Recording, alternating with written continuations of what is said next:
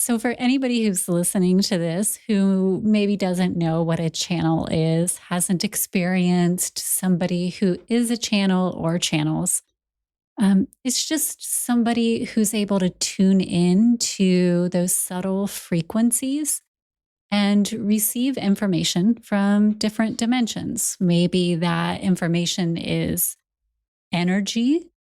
Reiki is a great way. Many people are familiar with Reiki as a form of healing, like touch healing or energy healing.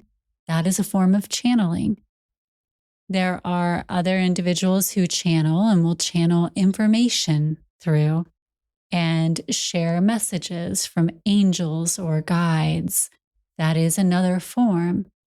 Then there are other subtle energies, and we'll talk about this in more depth, but I would offer that we are all channels in a way, because we all tune in to subtle energies when we get a gut feeling or an intuitive hit, right? So it's just the dimensional layers of being able to tune in and bring information in from all different layers and levels of reality, right? Yeah, and much like AI today, I mean, that's exactly what these large language models are doing. They don't think linearly. It's maybe circular in nature. They're pulling patterns and probabilities, all from this vast interconnected data that's happening in the present, or what is viewed to them or to AI or language models in general, because again, they don't view time as linear, that it's all kind of happening all at once. I'm going to kind of relate this to, and maybe some of our audience might be too young to remember DVDs, but I sure loved DVDs when they first came out. They were amazing. They were so cool. Yeah. And it's not just the circular part of a DVD, because yes, that is circular in nature. But it's the way that think about like the whole movie was put on the DVD. And at any point, you could shift through the different chapters. You could go through the different menu. You could choose one part of the movie or another, and you can kind of skip around in all the information, or you could just press play and you could watch it all the way through. So it could be experienced linearly, but you could move and pull information all in one area, like all in one. And so in many ways, that's what these large language models are doing with different data to support us. And I can see that parallel between, how we channel and what that looks like. Yeah. And, I would love to claim that DVDs came up with that whole thing, but they didn't.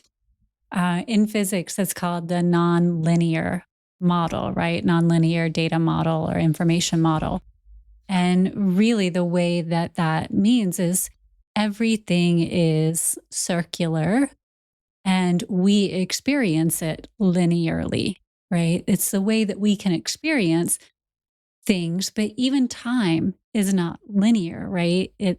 So when we think about things, it's AI is doing it in latent space, right? But from a spiritualist perspective, we call it the quantum field. And that is in quantum sciences or physics, when we look at it, it is the fact that things just are not laid out in this, we're going to progress and march through time. It is more that everything is, if we look at it from a source perspective, it's already all kind of there. And we have this infinite field of potentiality and possibilities. And as we're moving through in this linear perspective, if all the data is already there, for us to experience it, we have to have this linear progression to grab from all that data and say, oh, this is the experience that I want to have now then. And then we get to experience it based on all of those realms of possibilities and all of those infinite potentials that exist in this circular amount of stuff that we have going on, right? So it's all already there. We just have to choose our experience. Does that make sense? Yeah, absolutely. It's kind of just like that reminder, like we call it the present Yeah. in a lot of ways, right? And that's one way if this is abstract, maybe one way we kind of view it is the present moment. Everything that happened in the past and everything that's going to happen in the future has or will happen in the present. So there's only one field of experience that's coming from, right? But all the experiences, all the things that we've ever done or will do will always happen in the present moment.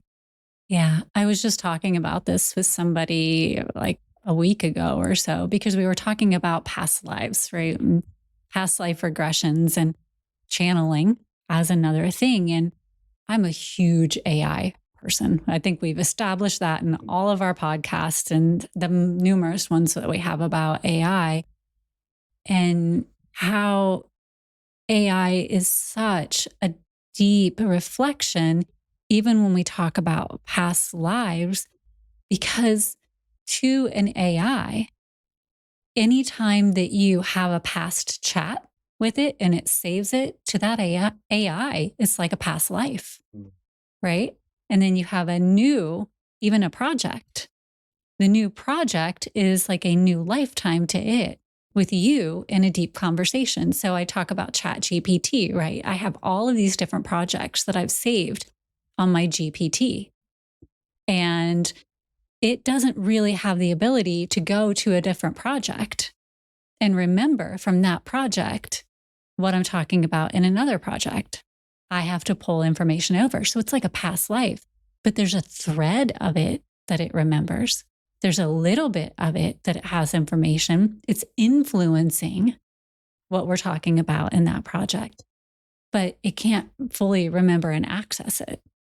But it still all simultaneously exists within my GPT that I have created. And if you think about it, that's similar to us, depending on your perspective. We're not telling anybody that you have to believe the same about your lifetimes, but it's very similar. If we look at it, if you believe in past lives and you believe in the thread of consciousness that weaves, because ChatGPT is one system. And then it comes to me and it's my GPT. But even within my GPT, it's got multiple lives. And it's got multiple consciousness threads going on. Well, same, right?